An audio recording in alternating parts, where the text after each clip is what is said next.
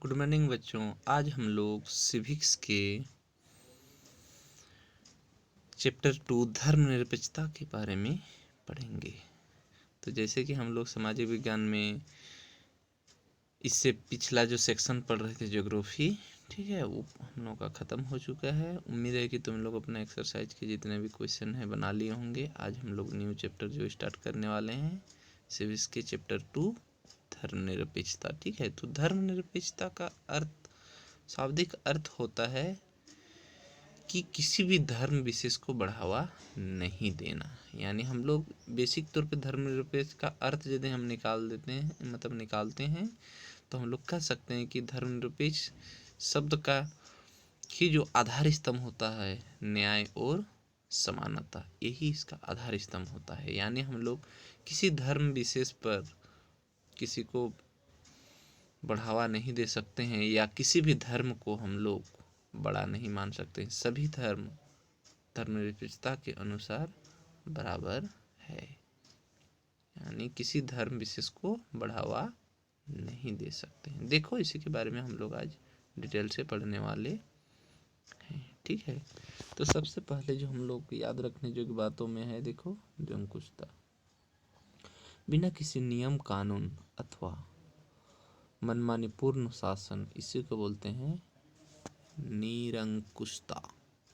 ठीक है, निरंकुशता का अर्थ यहाँ पर दिया हुआ है, बिना किसी नियम कानून अथवा मनमानी पूर्ण शासन को हम लोग किसी भी प्रकार की कोई अंकुश नहीं, वही होता है निरंकुशता। ठीक है, उत्पीड़न माने वही शोषण करना, किसी की मजबूरी का लाभ उठाकर उसका शोषण करना, उत्पीड़न करना ही वही है शोषण करना, उत्पीड़न करना। ठीक है, कहलाता है। फिर देखो, किसी की मजबूरी का लाभ उठाकर उसका शोषण करना उत्पीड़न कहलाता है। संज्ञेय, जो कानून का उल्लंघन करने के कारण दंडनीय हो, उसे हम लोग संज्ञेय कहते हैं। आप यहाँ पर देखो धर्मनिरपेक्षता का अर्थ दिया हुआ है, तो ही जो बेसिक अर्थ होता है जो मैंने तुम लोगों को पहले भी बता चुका हूँ। ठीक है, भारत एक विशाल देश है। हम सब जानते हैं कि भारत एक विशाल देश है जो प्रत्येक क्षेत्र में विविधताओं से भरा हुआ है। बहुत बड़ा देश है और यहाँ प्रत्येक क्षेत्र में जाएं तो यहाँ पर विविधता भरा हुआ होता है। विभिन्न प्रकार के धर्म, विभिन्न प्रकार की जाति, रंग, रूप, कल्चर, संस्कृति, पर्व, त्योहार, रहन सहन, सभी प्रकार की विविधताएं देखने को मिलती है। ठीक है, ऐसा नहीं कि धर्मनिरपेक्षता का जो वैश्विक सामान्य जो आधार स्तंभ है उसी के आधार से धर्म पर ही विविधता नहीं दिखी जाती है। प्रत्येक क्षेत्र में विविधता भरा पाया जाता है, जैसे कि रहन सहन, खान पान, बोल चाल, रीति रिवाज, पर्व त्योहार, जाति, धर्म, प्रत्येक क्षेत्र में विविधता पाई जाती है, विशेषकर धर्म के क्षेत्र में। और उसमें से बोल रहा है विशेषकर जो है वो धर्म के क्षेत्र में।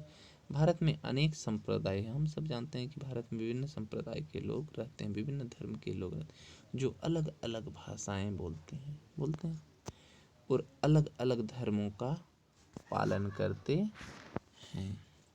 इसीलिए संविधान द्वारा धर्मनिरपेक्ष राजनीतिक व्यवस्था की स्थापना स्वाभाविक था। इसलिए संविधान द्वारा धर्मनिरपेक्ष राजनीतिक व्यवस्था का स्थापना स्वाभाविक था।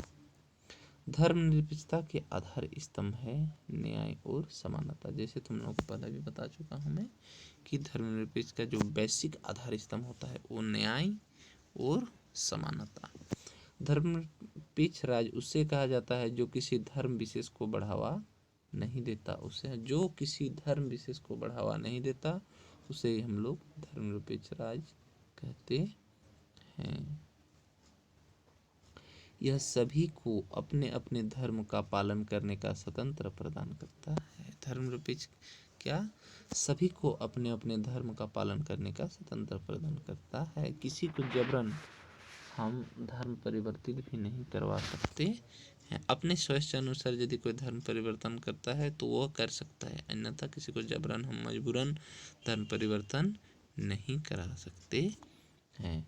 हमारे संविधान ने न केवल एक धर्मनिरपेक्ष राज्य की स्थापना की, बल्कि धार्मिक अल्पसंख्यकों को विशेष अधिकार भी प्रदान किए जिससे वे सम्मान से रह सके। तो हमारे संविधान ने न केवल धर्म निरपेक्ष राज्य की स्थापना की, बल्कि धार्मिक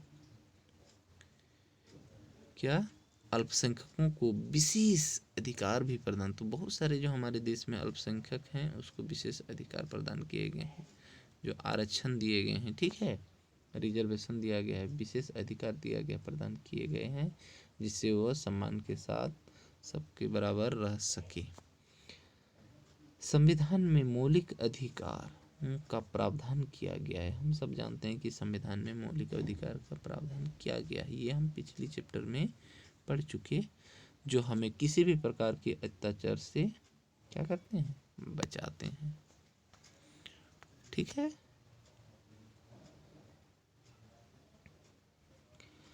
भारतीय संविधान सभी के लिए धार्मिक स्वतंत्रता के सिद्धांत पर आधारित है। तो हम जानते हैं कि भारतीय संविधान क्या है, सभी के लिए धार्मिक स्वतंत्रता के सिद्धांत पर आधारित रहता। प्रत्येक नागरिक को यह अधिकार देता है कि वह आगे धार्मिक विश्वासों के अनुरूप जीवन यापन, अपने धर्म के अनुसार वह अपना जीवन यापन कर सके, अपना रहन सहन कर सके। संविधान अंदर यह व्यवस्था की गई कि धर्म व्यक्ति का एक व्यक्तिगत मामला माना जाएगा। हम सब जानते हैं कि धर्म व्यक्ति का अपना व्यक्तिगत मामला माना जाएगा, ऐसा धर्मनिरपेक्ष शब्द में कहा गया है जो संविधान में लिखित है। तो संविधान द्वारा यह व्यवस्था की गई है कि धर्म व्यक्ति का एक व्यक्तिगत मामला माना जाएगा। कोई भी व्यक्ति रहे, धर्म मानने का वो अपना निजी प्रकरण है, उसके लिए हम दखलंदाजी नहीं कर सकते हैं, चाहे कोई भी दखलंदाजी नहीं कर सकता, उसका निजी मामला है, उसको जो भी धर्म अच्छा लगे वो धर्म मान सकता है। राज्य इसमें कोई हस्तक्षेप नहीं कर सकता है। कोई भी राज्य के व्यक्ति या गवर्नमेंट या कोई भी संस्था किसी को जबरन हस्तक्षेप उस पर नहीं कर सकता है, ठीक है।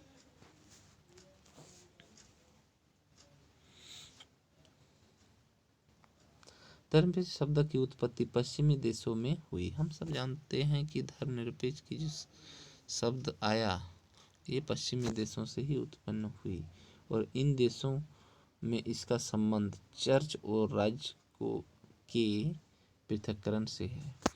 तो धर्मनिरपेक्ष शब्द की उत्पत्ति कौन से देशों से, पश्चिमी देशों से उत्पन्न हुई, और इन देशों में इसका संबंध चर्च और राज्य के पृथक्करण से है, जो इसके 3 पहलू।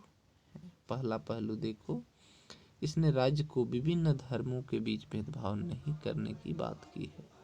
इसमें जो पहला पॉइंट हम लोगों का है पहलू का, राज्य की विभिन्न धर्मों, जो कोई भी धर्म रहे, ठीक है, विभिन्न धर्मों के बीच भेदभाव नहीं करने की बात कही गई है।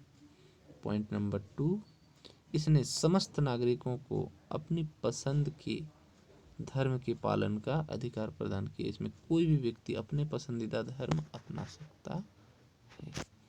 तीसरा पॉइंट देखो, धर्म को पूरी तरह से एक व्यक्तिगत मामला माना गया है जिसका राज्य से कोई लेना देना नहीं था। तीसरा जो पॉइंट था, धर्म को एक बिल्कुल व्यक्तिगत मामला माना गया है जिससे किसी भी राज्य का लेना देना नहीं है कि वो किस धर्म से बिलोंग करता है, क्या करता है, उससे कोई मतलब नहीं। धर्म का मामला एक निजी प्रकरण है, एक व्यक्तिगत मामला है जिसके लिए कोई भी राज्य या व्यक्ति उस पर हस्तक्षेप नहीं कर सकता है, दबाव नहीं दे सकता है। तो ये हम लोग पढ़ लिए धर्मनिरपेक्ष का अर्थ और उसके कुछ पहलू थे वो भी। अब धर्म को राज्य से पृथक रखने के कारण, ये जो है कारण हम लोग कल पढ़ेंगे, ठीक है।